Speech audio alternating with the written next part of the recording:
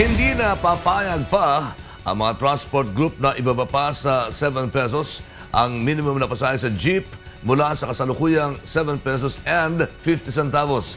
Ayon sa kanila, hindi na ito sasapat pa na pang-araw-araw na gastusin ng mga tsuper. Ito ang balita ni Grace Cassin. Patuloy ang pagbaba ng presyo ng produktong petrolyo.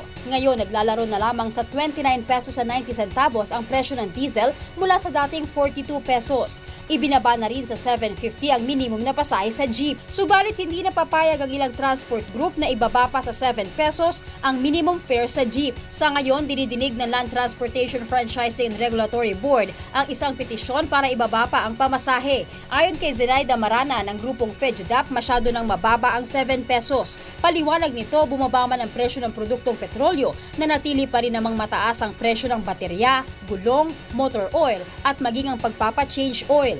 Puro tayo nakatitig sa krudo. Pag nagbaba ng pamasahe, magbababa din ng boundary. Imagine mo, kung ang boundary mo 400, di 300 na lang ngayon. Kaya naman kadalasan hindi na raw sumasapat pa ang mga perang na iuuwi ng mga jeepney drivers sa kanilang pamilya. Gayunman tiniyak ng LTFRB na dadaan sa tamang proseso at pag-aaralan nila ng husto ang panukalang ibaba sa 7 pesos ang pamasahe sa jeep.